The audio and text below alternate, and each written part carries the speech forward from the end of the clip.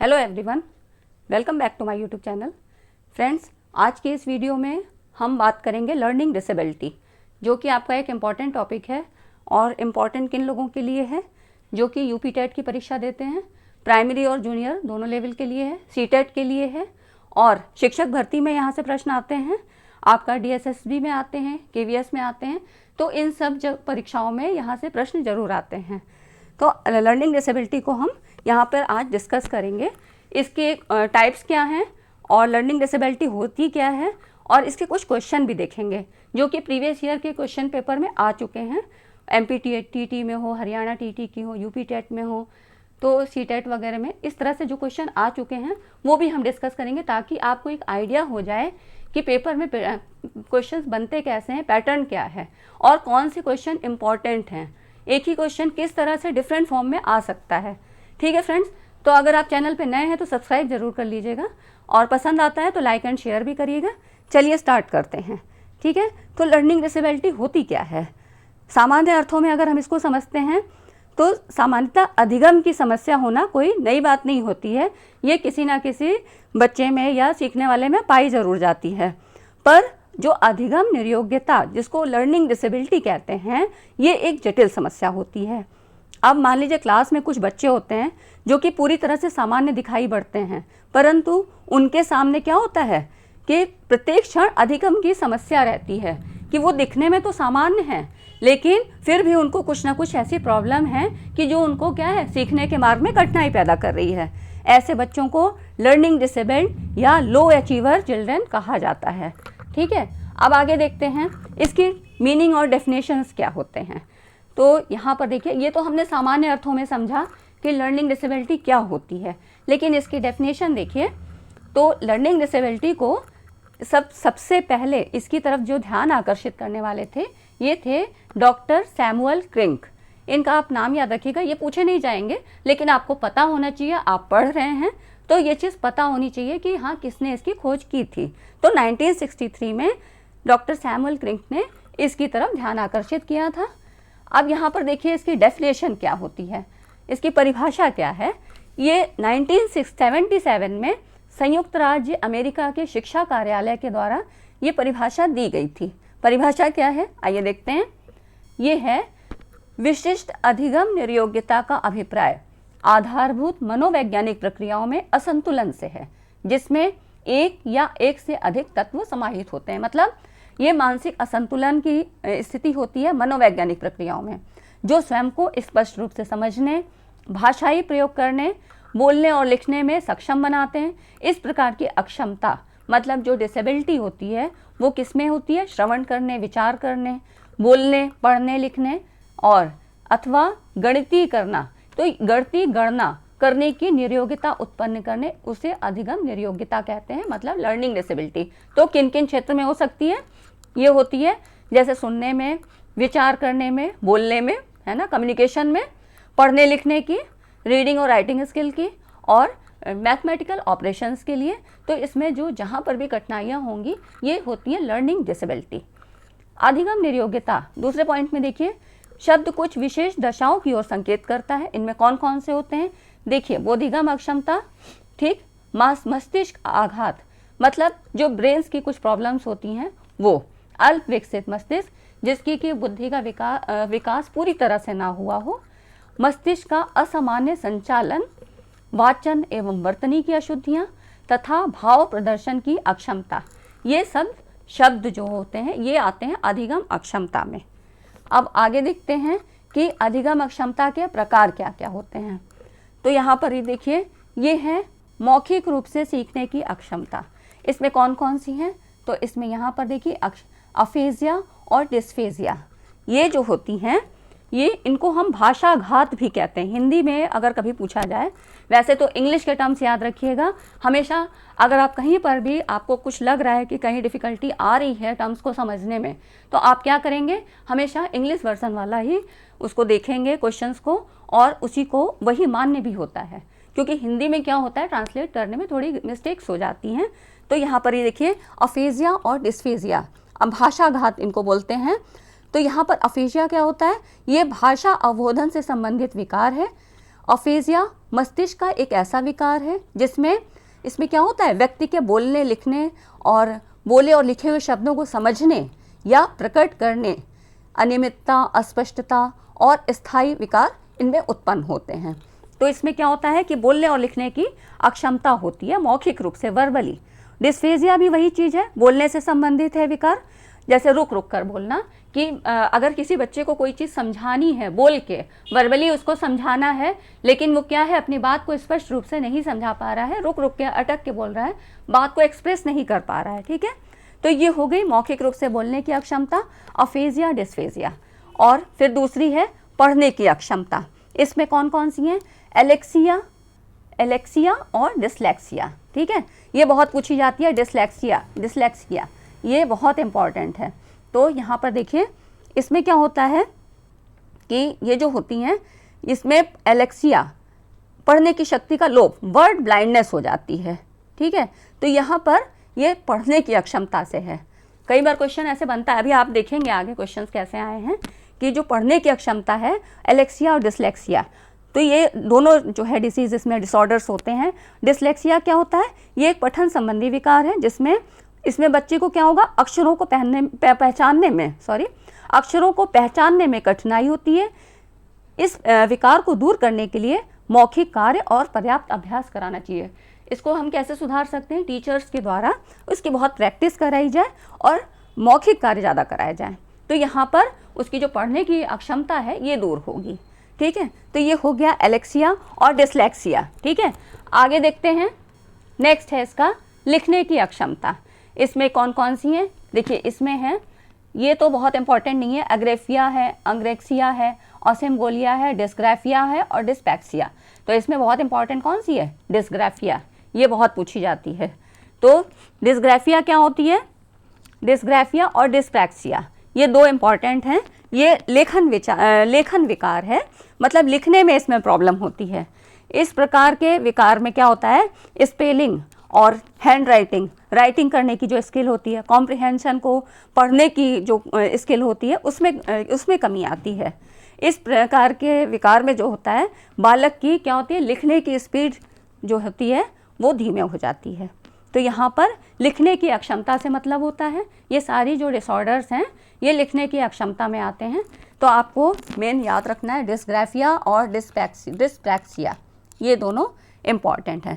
Dyspraxia में क्या होता है, इसमें शारीरिक कौशल से संबंधित विकार होता है। मतलब वही हो गया कि जो आपकी, जैसे आप लिखते हैं तो क्या होता है, हाथ से ही हम लिखते हैं, तो हमारी जो हाथ की मसल्स होती हैं वो ही काम करती हैं। तो डिस्पैक्सिया के जब डिसऑर्डर होता है तो इसमें लिखने की अक्षमता हो जाती है, मतलब हमारी जो मांसपेशियां होती हैं उतनी शारीरिक रूप से एक्टिव नहीं होती हैं, उनकी गतिविधियां कमज़ोर पड़ जाती हैं। तो यही हो गई लिखने की अक्षमता। अब होती है वर्तनी की समस्या। वर्तनी की समस्या आप सभी जानते हैं, सभी ने कोई ना कोई लैंग्वेज पढ़ रखी है। तो इसमें क्या होता है कि बच्चा क्या होता है, शा को सा बोलता है, वा को बा बोलता है। तो इस तरह से क्या होता है, वो वर्णों को डिफ्रेंशिएट नहीं कर पाता है और इस तरह वो वर्तनी की समस्या हो जाती है। अगला देखिए, गणित संबंधी समस्याएं, डिस्कैलकुलिया। तो इसमें क्या होता है, इसको आप याद रखेंगे, इसमें जितनी भी डिसऑर्डर्स आ रहे हैं, यहाँ पर देखिए आप, यहाँ पर सब में डिस्कैलकुलिया है। तो इसको आप ऐसे याद करेंगे, कैलकुलेशन, डिस्कैलकुलिया। तो यहाँ से जो भी इससे संबंधित जो भी आएगा डिसऑर्डर, वो मैथ से संबंधित होगा, ठीक है। डिस्कैलकुलिया में क्या होता है कि इसमें बच्चे को संख्या क्या है, संख्या के नाम क्या हैं और जटिल संख्याओं के कैलकुलेशन में प्रॉब्लम आती है।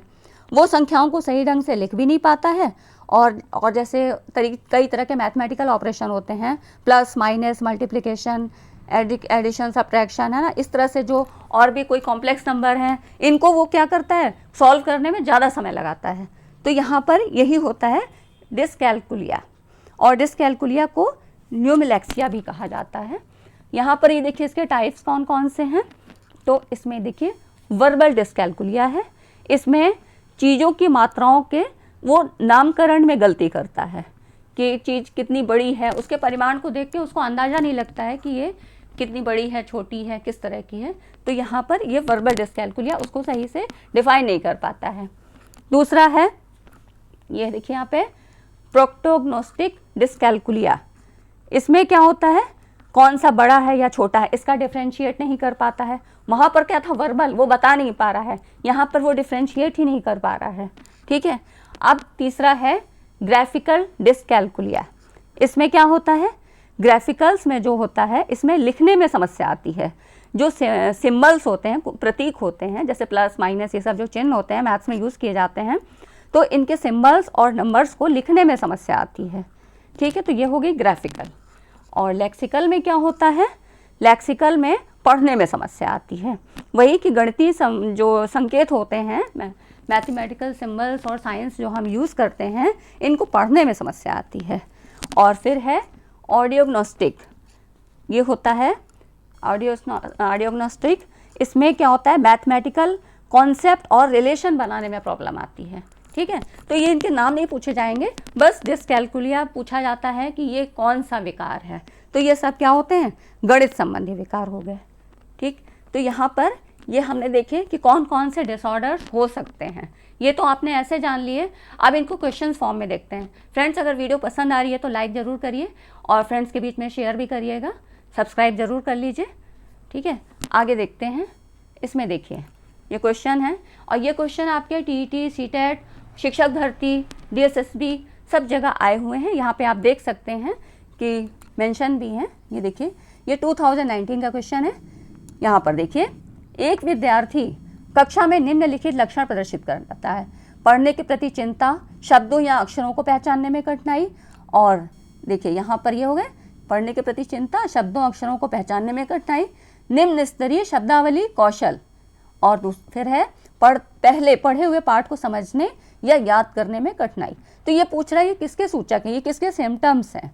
तो ये हैं, यहाँ पर देखिए, हम सही ऑप्शन को ही पढ़ेंगे जो राइट आंसर है, और नहीं तो वीडियो बहुत लंबी हो जाती है। तो आप लोग यहाँ पर देखते चलिए। तो यहाँ पर ये है अधिगम अशक्तता वाले विद्यार्थी के, जिसको लर्निंग डिसेबिलिटी कहते हैं। ठीक है, इसका सही ऑप्शन बी हुआ। अगला क्वेश्चन देखिए, युवा अधिगमकर्ताओं में निम्न में से कौन पढ़ने में कठिनाई का द्योतक नहीं है। तो यहाँ पर देखिए, इसका सही ऑप्शन है शब्दों व विचारों को समझने में कठिनाई। ये इसका सही ऑप्शन है। ये देखिए, हरियाणा में पूछा गया है, हरियाणा टीटी के पेपर में। अगला देखिए, अधिगम नियोग्यताओं वाले बालक में प्रक्रमण संबंधी निम्न में से किस प्रकार की कमी पाई जाती है। तो जो लर्निंग डिसेबल चाइल्ड होते हैं उनमें कौन कौन सी कमी पाई जाती है। तो यहाँ पर देखिए, इसका है संख्याओं संबंधी सूचनाओं को याद करने में, क्योंकि इसके जो बाकी ऑप्शन है ये देखिए वो उतने ठीक नहीं है, है ना। तो इसका जो राइट ऑप्शन है ये ए होगा, थर्ड का ए है। संख्याओं संबंधी सूचनाओं को याद करने में समय एवं दिशा की कम समझ। तो यही तो होता है लर्निंग डिसेबिलिटी में। ठीक है, अगला देखिए, क्वेश्चन जल्दी जल्दी करते हैं, काफ़ी सारे क्वेश्चन हैं, 30+ हैं। ठीक है, यहाँ पर देखिए, अधिगम निर्योग्य का लक्षण है, क्या लक्षण होता है लर्निंग डिसेबल चाइल्ड का। तो यहाँ पर इसका जो सी ऑप्शन सही है, अवधान संबंधी बाधा या विकार है। नेक्स्ट देखिए, अधिगम अक्षमताएं, ये क्या होती हैं। इसका जो सही ऑप्शन है ये देखिए, इसका सही ऑप्शन है ए, सामान्य या अधिक बुद्धि लब्धांक वाले बच्चों में भी पाई जाती है। ये चीज़ हमने पहले भी बताई कि इसका क्या होता है, बुद्धि लब्धि से कोई मतलब नहीं होता है। कितना भी जो बहुत बुद्धिमान बालक भी है उसमें भी लर्निंग डिसेबिलिटी पाई जा सकती है, और जो लो अचीवर हैं या जिनमें कम बुद्धि लब्धि है तो उनमें तो पाई ही जा सकती है। तो ऐसा कोई इसका वो नहीं है, डायरेक्ट प्रोपोर्शन नहीं है कि अगर अधिक बुद्धि लब्धि बहुत बुद्धिमान बालक है तो उसमें लर्निंग डिसेबिलिटी नहीं पाई जाती है। अगला देखिए, अधिगम निर्योग्यता लर्निंग डिसेबिलिटी, इसमें है ये क्या होती है, एक स्थिर अवस्था है। कैसे स्थिर अवस्था है कि ये व्यक्ति विशेष में आजीवन विद्यमान रहती है। मतलब जो भी अगर उसमें कोई डिसऑर्डर मौजूद है तो वो उसमें रहेगा ही रहेगा। उसको धीरे धीरे कम किया जा सकता है प्रैक्टिस करा के या और कुछ मतलब उसमें और कोई स्किल डेवलप करके, लेकिन ये एक स्थिर अवस्था है, ये उसमें रहेगी। देखिए डीएसएसबी में पूछा गया है ना, और सीटेट में भी आया है। बहुत सारे इंपॉर्टेंट क्वेश्चन हैं, आप ज़रूर ध्यान से देखिए, बहुत सारे हैं। आगे देखिए 7वां क्वेश्चन, इनमें से कौन सी आवश्यकता वाले बच्चे की एक विशेषता है। तो इसमें देखिए, इसका जो सही ऑप्शन है बी है, धारा प्रवाह रूप से पढ़ने तथा शब्दों पर पलट कर जाने में कठिनाई, है ना। तो इसके और ऑप्शन भी आप देखिए, यहाँ पर इसका ये सही ऑप्शन है, ठीक है, कि उसकी जो स्पीड होगी वो बहुत कंटिन्यूटी नहीं होगी, उसमें ज़्यादा तेज़ नहीं होगी, गति नहीं होगी। अगला देखिए 8th क्वेश्चन। एक बच्चे को यहाँ पर कॉपी में लिखने में विपरीत छवियाँ, दर्पण छवि, जो ये क्या कहते हैं, इसमें जो दर्पण छवि होती हैं आदि जैसी गलतियाँ मिलती हैं, इस प्रकार का बच्चा लक्षण प्रदर्शित करता है। तो विपरीत छवियाँ जिसको बोलते हैं कि जो इमेज वाली प्रॉब्लम होती हैं, मिरर प्रॉब्लम इनको बोलते हैं, राइटिंग उसमें रीजनिंग के क्वेश्चन में आते हैं इस तरह के। तो यहाँ पर इसका देखिए इस तरह के डिसऑर्डर किस में पाए जाएंगे, तो जो अधिगम अशक्त बालक होंगे, अधिगम में अशक्तता के कारण, ठीक है। तो इसी विकार को क्या कहते हैं, इसी विकार को डिस्ग्राफिया भी कहा जाता है, ठीक है। तो यहाँ पे आगे अभी और क्वेश्चन आप देखेंगे। तो डिस्ग्राफिया में यहाँ पर छवियों में, इमेज में जो है बच्चे से गलतियाँ हो जाती हैं, ठीक है। आगे देखिए 9वां क्वेश्चन है। यहाँ पर देखिए वर्तनी, वाचन एवं गणना में कठिनाई, सामान्य बुद्धि एवं अच्छी अनुकूलनात्मक योग्यता विशेषता है। किसकी विशेषता है, ये है अधिगम निर्योग्य बालकों की, उसी में तो ये सब कठिनाई होती है। अगला देखिए 10वां क्वेश्चन है। सीखने की अक्षमता वाले छात्र को स्कूल से संबंधित क्षेत्र जैसे पढ़ना, लिखना, तर्क करना, सुनना या गणित में महत्वपूर्ण यहाँ पर क्या होती है, ये होती है कठिनाइयाँ। उसको दिक्कत ही तो होगी, जब अगर कोई इस तरह का प्रॉब्लम होगा तो उसको सीखने में कठिनाई होगी, ठीक है। अगला देखिए पठन वैफल्य, ये हिंदी वर्जन दे दिया है, तो इसको क्या कहते हैं, बच्चों के प्राथमिक लक्षण क्या हैं। तो इसका जो इंग्लिश वर्जन नाम है वो है डिसलेक्सिया, उसी को हिंदी में पठन वैफल्य कहते हैं। तो इसका जो सही ऑप्शन होगा ये है ए, धारा प्रवाह पढ़ने की अक्षमता, ये इसका सही ऑप्शन है। डिसलेक्सिया में वैसे भी पठन संबंधी विकार है, हमने पहले पढ़ा भी है। और डिसलेक्सिया के लक्षण क्या हैं, तो इसमें क्या होता है, वर्णमाला अधिगम में कठिनाई होती है, दूसरा होता है अक्षरों की ध्वनियों को सीखने में कठिनाई होती है, तीसरा है पढ़ते समय स्वर वर्णों का लोप होना, चौथा है शब्दों को उल्टा या अक्षरों के क्रम को अगर इधर उधर करके पढ़ने को कहा जाए तो वो डिफ्रेंशिएट नहीं कर पाएगा, बी और डी में फ़र्क नहीं कर पाएगा इस तरह से। तो यहाँ पर ये हो गया डिसलेक्सिया के लक्षण। अगला देखिए पढ़ने और लिखने की अक्षमता है, तो ये क्या है, डिसलेक्सिया, ये तो पढ़ा ही हमने कि इसका जो है डिसलेक्सिया है। अब यहाँ पर देखिए और भी डिसीज़ दी हुई हैं, डिसऑर्डर्स, और क्या क्या हैं, ऑटिज्म। ऑटिज्म क्या है, ऑटिज्म एक है ऑटिज्म स्पेक्ट्रम डिसऑर्डर, इसको ASD भी कहते हैं। इसमें क्या होता है, देखिए यहाँ पर इसको भी हम बता दे रहे हैं। ऑटिज्म से पीड़ित लोगों के संचार में परेशानी होती है, मतलब उनमें जो सोशल लाइफ होती है वो बहुत डिस्टर्बेंस होती है, वो बिल्कुल भी सोशली इन्वॉल्व नहीं होते हैं। डिसलेक्सिया हमने जाना कि पढ़ने लिखने की अक्षमता है।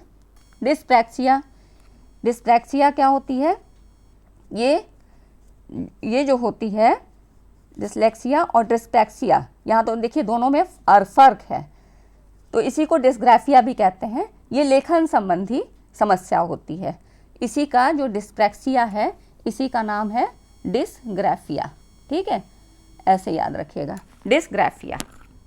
अगला है देखिए ये है एपिक्सिया। एपिक्सिया में क्या होता है, व्यक्ति की जो मांसपेशियां होती हैं ये नॉर्मल रहती हैं, लेकिन जब गतिविधि करने का टाइम होता है तो उसको प्रॉब्लम आती है, दिक्कत आती है। उसमें जो मोटर एक्टिविटी होती है, मांसपेशी गतिविधियाँ, वो उतनी सुचारू रूप से कार्य नहीं करती हैं। तो ये हो गया एपिक्सिया। तो यहाँ हमने चारों को जान लिया, ये इंपॉर्टेंट है इसलिए मैंने यहाँ पे चारों को ही बता दिया है आपको, ठीक है। यहाँ पर आप देखिए डिसलेक्सिया बहुत पूछा जा रहा है ना। अगला देखिए संप्रेषण संबंधी अक्षमता है, तो संप्रेषण संबंधी कौन सी है, ये है यहाँ पर देखिए इसका जो सही ऑप्शन है 13 का ए है डिस्फेशिया। ये दो शब्दों से बना होता है, डिस और फाशिया, ठीक। तो यहाँ पर ये हो गया। डिसलेक्सिया आप जानते हैं, डिस्ग्राफिया भी आपने पढ़ा, डिस्कैलकुलिया ये मैथ से संबंधित होती है, डिसलेक्सिया पठन से संबंधित होती है। तो यहाँ पर ये सारी हमने पढ़ ली हैं, और डिस्ग्राफिया आपने जानी है कि लेखन संबंधी है। तो यहाँ पर हमने सब डिस्कस कर ली। फ्रेंड्स अगर वीडियो पसंद आ रहा है तो लाइक ज़रूर करिए, शेयर भी करिए, हमें भी मोटिवेशन मिलता है, आपका एक लाइक हमारे मनोबल को बहुत बढ़ाता है, ठीक है। अगला देखिए डिसलेक्सिया में यह करने में कठिनाई होती है। क्या करने में होती है? पढ़ने और वर्तनी में। इसमें क्या होती है? पठन संबंधी विकार होता है ना। तो यहाँ पर देखिए, अब अगला क्वेश्चन है 15वां। अधोलिखित में गणित संबंधी अधिगम अक्षमता को कौन सा पद परिभाषित करता है? तो इसमें कौन सा पद है? ये है गणना दोष। कैलकुलेशन की जो प्रॉब्लम होती है वो बताया ही था कि बच्चों को मैथ्स वाले सेक्शन में प्रॉब्लम ज़्यादा होती है। तो इसमें इसी को गणना दोष से संबंधित ही अधिगम अक्षमता को डिस्कैलकुलिया कहा जाता है। तो यहाँ पे ये गणना दोष को ही अगर कभी आए डिस्कैलकुलिया तो वही गणना दोष है कि जो मैथमेटिकल ऑपरेशन से संबंधित विकार है वो डिस्कैलकुलिया में आते हैं। अगला क्वेश्चन देखिए, डिसलेक्सिया संबंधित है, ये है पढ़ने संबंधी समस्या से। इसका जो बी ऑप्शन है वो है पढ़ने संबंधी समस्या से। अगर कभी ऐसे आता है कि पढ़ने संबंधी, पढ़ने लिखने संबंधी और इस तरह के और भी 2 ऑप्शन दिए होते हैं तो आपको डिसलेक्सिया पढ़ने संबंधी समस्या से ये जो है इसको टिक करना है। और ये वाले क्वेश्चन जो है कि पढ़ने संबंधी समस्या कौन सी है, डिसलेक्सिया क्या है, ये 69,000 शिक्षक भर्ती में भी आपका आया था। अभी आगे आप देखेंगे, ठीक है। तो ये शिक्षक भर्ती में बहुत इंपॉर्टेंट टॉपिक है, समझिए। यहाँ से 1 नंबर का क्वेश्चन आपका ज़रूर आएगा। अगला देखिए 17, डिस्ग्राफिया मुख्यतः किस कठिनाई से जुड़ा है? तो डिस्ग्राफिया आपने पढ़ाई है कि ये है इसका बी, लिखने की। देखिए कितने सारे पेपर में ये क्वेश्चन आया हुआ है ना। तो बहुत इंपॉर्टेंट है और आपको क्या है, प्रीवियस ईयर के क्वेश्चन पेपर जरूर देखने चाहिए। अभी मैं और आगे साइको में पढ़ा चुकी हूँ ना, उन सबों के भी यहाँ पर क्वेश्चन पेपर जो कि प्रीवियस ईयर में चाहे पंजाब टीईटी हो, एमपी टीईटी हो, बिहार टीईटी, जितने भी क्वेश्चन आपके पूछे गए वो आपको सब पढ़ने हैं। चाहे वो 1 to 5th लेवल का हो, 6 to 8th वाला हो, सीटेट हो, कुछ भी हो, वो आपको सब पढ़ने। क्वेश्चन पढ़ने से क्या होता है ना, एक पैटर्न हमको पता लग जाता है और वही क्वेश्चन आते हैं, अलट पलट करके वही आते हैं। तो आप अगर थोड़ा भी कॉन्सेप्ट क्लियर कर लेंगे तो आपके क्वेश्चन गलत नहीं होंगे। अगला देखिए 18, यदि एक बच्चा यहाँ पर देखिए 16 को 61 मतलब 16 को 61 लिखता है और बी और डी के मध्य अंतर नहीं कर पाता है, तो यहाँ पर ये कौन सा डिसऑर्डर होगा? तो ये होगा सीखने में अक्षम, है ना। ये डिसलेक्सिया के ही तो लक्षण है कि बच्चे को 1-6 और 6-1 में फ़र्क नहीं आता है और बी और डी में वो डिफ्रेंशिएट नहीं कर पाता है। तो यही हो गए पढ़ने संबंधी अक्षमता, पठन संबंधी विकार। तो डिसलेक्सिया के लक्षण हो गए ये, ठीक है। क्वेश्चन के फॉर्म देखिए आप, है ना। इससे आपको देखने से पता लग रहा होगा कि कौन सा क्वेश्चन किस तरह से पूछा जा रहा है और किस टॉपिक से ज़्यादा क्वेश्चन बन रहा है, मतलब कौन सा जो मेन पॉइंट है वहाँ से क्वेश्चन ज़्यादा आ रहे हैं। अगला देखिए 19 है डिसलेक्सिया क्या है। डिसलेक्सिया के तो बहुत क्वेश्चन आए हैं, तो यहाँ पर और मैंने डाले भी इसलिए, सब आप देखिए कि ये ज़्यादा इम्पॉर्टेंट है। मतलब हमको क्या है ना कि हमको पेपर के हिसाब से पढ़ना है, पेपर की स्ट्रेटजी, पेपर का जो पैटर्न है उसके हिसाब से हमको स्ट्रेटजी बनानी है। देखिए आता तो सभी को है, आपको भी ऐसा नहीं है, सब लोग बीएड बीटीसी सब लोग करके आए हैं, आपने सबने पढ़ रखा है, मगर एग्ज़ाम के पॉइंट ऑफ व्यू से हमें कितना पढ़ना है और कैसे पढ़ना है, किस मटेरियल को फॉलो करना है, ऑथेंटिक चीज़ क्या है वो ही हमको फॉलो करनी है। तो यहाँ पर हम उसी हिसाब से तैयारी करेंगे, हमको बहुत ज़्यादा नहीं पढ़ना है, लेकिन जो पढ़ना है वो अपनी सफलता अर्जित करने के लिए पढ़नी है, ठीक है। तो यहाँ पर हो गया पढ़ने की डिसलेक्सिया क्या है, ये पढ़ने की अक्षमता होती है, इसका ए ऑप्शन सही है।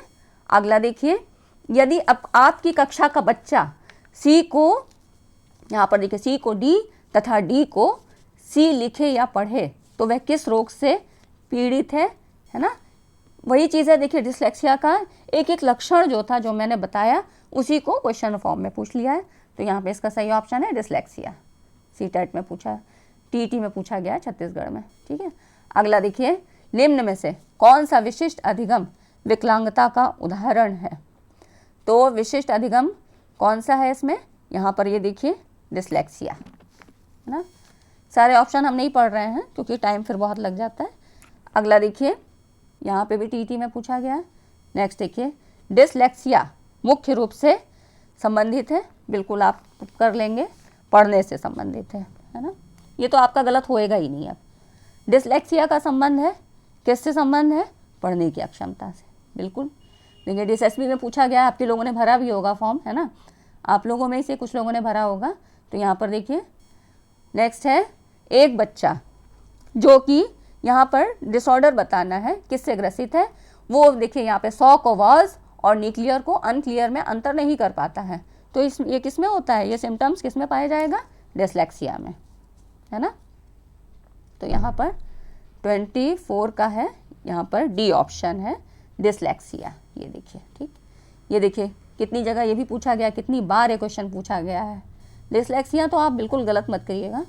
शारीरिक रूप से अक्षम बच्चों को सामान्यतः कौन से होते हैं, मतलब इसमें पूछा है कौन सा डिसऑर्डर होगा, तो इसमें जो शारीरिक रूप से अक्षम होते हैं इसमें होगा इसका डिस्ग्राफिया। ये क्या होगा, लिखने संबंधी विकार होता है, मतलब इसमें मांसपेशियों की गतिविधि शामिल होती है ना। तो यहाँ इसका सही ऑप्शन होगा डिस्ग्राफिया। बिल्कुल गलत मत करिएगा। देखिए सारे टर्म समझ लीजिए। डिसकैल्कुलिया क्या है, पठन संबंधी दोष है ना, पठन संबंधी विकार होता है। और डिसकैल्कुलिया गणना संबंधी दोष है। फिर यहाँ पर देखिए डिसलेक्सिया पठन संबंधी दोष है। डिस्ग्राफिया कि इसमें शारीरिक गतिविधियाँ उतनी हमारी मांसपेशियाँ सक्रिय नहीं होती हैं। और डिस्थीमिया क्या होता है, ये होता है मूड डिसऑर्डर संबंधी विकार होता है। तो ये आपने सब जान लिया, अब गलत नहीं होगा। तो यहाँ पे एक ही टर्म सा लगा रहा है डिस्थीमिया, ये मूड डिसऑर्डर संबंधी विकार है, ये इतना नहीं पूछा जाएगा, फिर भी जानना चाहिए।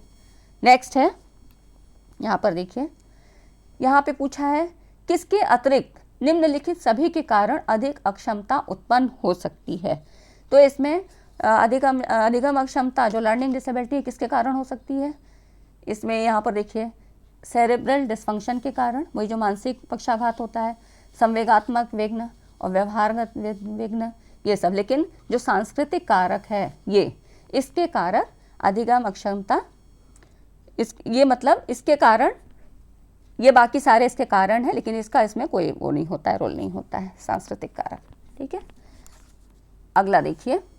नेक्स्ट है 27 क्वेश्चन होता है, एक औसत बुद्धि वाला बच्चा यदि भाषा को पढ़ने एवं समझने में कठिनाई प्रदर्शित करता है तो यह संकेत देता है कि बच्चा, इसमें ये लक्षण पूछ रहा है कि इसमें कौन सा जो है उसमें विकार पाया जाएगा। तो इसमें से आपको क्या लग रहा है, इसका जो सही ऑप्शन है वो होगा डी, पठन अक्षमता, जिसको कहते हैं डिसलेक्सिया। ठीक है, तो यहाँ पर ये हो गया, इसका लक्षण ही पूछ रहा है कि डिसलेक्सिया में कौन से हैं, अगर इस तरह के बालक में पाए जाते हैं तो वो कौन सा होगा, तो डिसलेक्सिया होगा, है। अगला देखिए। नेक्स्ट फ्रेंड्स, अगर वीडियो पसंद आ रहा है तो मैं फिर से एक बार कह रही हूँ, लाइक ज़रूर करिए हमारे मोटिवेशन के लिए। अगला देखिए, और टेलीग्राम चैनल को भी आप लोग ज्वाइन करिए, वहाँ पर मैं PDF और वैसे लिंक में भी प्रोवाइड कर दूँगी, PDF हम तैयार कर रहे हैं। तो आप लोग कमेंट करके ज़रूर बताया करिए कि आपको नीड किस चीज़ की है, तो वो हम बिल्कुल प्रोवाइड करेंगे। ठीक है, हमको भी आपके व्यू पता लगे कि आपके क्या ओपिनियन है। अगला देखिए 28 क्वेश्चन क्या है, डिसलेक्सिया संबंधित है, यहाँ पर है इसका देखिए सी ऑप्शन सही है, पठन विकार से। कितनी बार क्वेश्चन पूछा गया, कितना इंपॉर्टेंट क्वेश्चन है। देखिए यूपी टेट में भी पूछा गया है, पेपर फर्स्ट में, और यहाँ पे देखिए HPTT में भी पूछा गया है, TGT में भी पूछा गया है ना, उत्तराखंड में भी पूछा गया है। कितना इंपॉर्टेंट क्वेश्चन है। नेक्स्ट है, शब्दों में अक्षरों के क्रम को पढ़ने में कठिनाई का अनुभव करना और अक्सर चाक्षुष स्मृति का ह्रास से संबंधित है, कि मतलब जो मेमोरी का भी लॉस पूछ रहा है यहाँ पर। तो यहाँ पर इसका जो सही ऑप्शन होगा वो क्या होगा, ये वही है कि अगर अक्षरों के क्रम को पढ़ने में, जैसे अभी हमने पढ़ा 61 को 16 और B और D में फ़र्क नहीं कर पा रहे हैं, तो ये किस में होगा, ये डिसलेक्सिया में ही तो होता है। तो यहाँ इसका सही ऑप्शन है डिसलेक्सिया। नेक्स्ट देखिए, सीखने संबंधी नियोगिताएँ सामान्यतः किस में पाई जाती हैं, तो ये कुछ विशेषताएँ दी हुई हैं किस में पाई जाती हैं। तो यहाँ पर देखिए, औसत से श्रेष्ठ बुद्धि लब्धि वाले बच्चों में पाई जाती हैं, ऐसा कुछ भी नहीं है। लड़कियों की तुलना में लड़कों में ऐसा भी नहीं है। अधिकतर उन बच्चों में पाई जाती हैं जो शहरी क्षेत्रों की अपेक्षा ग्रामीण क्षेत्रों में, बिल्कुल भी कोई मतलब नहीं है, शहरी या ग्रामीण से कोई मतलब नहीं है, उन बच्चों में पाई जाती है विशेषता जिनके पैतृक अभिभावक इस प्रकार की समस्याओं से ग्रसित रहते हैं। तो इसका जो डी ऑप्शन है वो सही है। क्यों? क्योंकि ये वंशानुगत चलने वाली प्रक्रिया होती है, मतलब पीढ़ी दर पीढ़ी ये हस्तांतरित होती रहती है। ठीक है, तो ये हो गया इसका 30 क्वेश्चन। अगला देखिए, निम्नलिखित में से यहाँ पर है किसके अतिरिक्त सभी के कारण अधिगम अक्षमता उत्पन्न हो सकती है। तो यहाँ पर ये देखिए, इसका जो सही ऑप्शन है वो होगा शिक्षक की शिक्षण शैली। इसका अधिगम अक्षमता लर्निंग डिसेबिलिटी पे कोई प्रभाव नहीं पड़ता है। जबकि अगर जन्म से पहले माँ अगर मदिरा सेवन कर रही है, मतलब ड्रिंक लेती है, अल्कोहल का सेवन कर रही है, और अगर मंद बुद्धि है, शैशव काल, अगर बच्चा छोटा है, जब उसकी जन्म के समय अगर उसकी तबीयत अगर जन्म लेता है उससे कुछ दिन बाद उसकी तबीयत बिगड़ जाती है, या प्री नेटल केस में भी अगर उसकी जो है तबीयत ठीक नहीं है, माँ की स्थिति अच्छी नहीं है, तो ये सारी चीज़ें बच्चे पे इफेक्ट डालेंगी, यहाँ पर ये डिसऑर्डर क्रिएट करेंगी। ठीक है, तो यहाँ पे शिक्षक की शिक्षण शैली से कोई मतलब नहीं है। सीटेट में पूछा हुआ क्वेश्चन है। नेक्स्ट है, गतिक कौशलों में अधिगम निर्योग्यता क्या कहलाती है? तो यहाँ पर ये देखिए 32 है, इसका जो होगा सही ऑप्शन है डिस्प्रैक्सिया।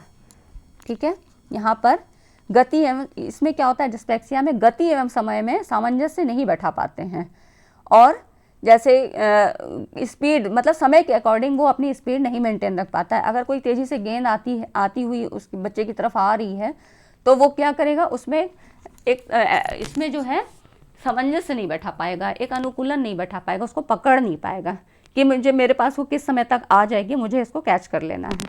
तो इस तरह की प्रॉब्लम इसमें पाई जाती हैं डिस्प्रैक्सिया में। डिस्कैल्कुलिया आप जानते हैं, डिसलेक्सिया जानते हैं। ठीक है, तो यहाँ पर ये सारी आप जानते ही हैं। नेक्स्ट देखिए 33 क्वेश्चन है, इसमें क्या होता है, विकृत लिखावट से संबंधित लिखने की योग्यता में कमी किसका एक लक्षण है? तो ये है लिखने की कमी, वही डिस्ग्राफिया में होगा, 33 का ए है। अगला देखिए, अधिगम अक्षमता का कारण होता है, तो ये क्या कारण होता है इसका? विकास संबंधी समस्याएं। इनमें से कोई भी नहीं है। समय से पूर्व जन्म, मलेरिया, कक्षा का माहौल, ये सब इफेक्टिव नहीं होते हैं। विकास संबंधी समस्याएं कि उसका जो है विकास किस प्रकार के वातावरण में हो रहा है, जन्म से पूर्व क्या स्थिति थी और बाद में क्या स्थिति है, इसलिए डिसऑर्डर जन्म लेते हैं। अगला देखिए, मौलिक गणितीय संक्रियाओं को करने में असमर्थता द्वारा पहचाने जाने वाले विकार का नाम क्या है? तो मैथमेटिकल ऑपरेशन की बात इसमें कह रहा है, तो यहाँ पर क्या होगा, इसका सही ऑप्शन है डिस्कैल्कुलिया। ठीक है, यहाँ पर देखिए डिसलेक्सिया आप जानते हैं पठन संबंधी होता है, और यहाँ पर देखिए, यहाँ पर है डिस्मॉर्फिया। ठीक है, सेकंड ऑप्शन है इसका डिस्मॉर्फिया, ये शारीरिक कुरूपता से है कि जो बॉडी स्ट्रक्चर है उससे संबंधित होती है।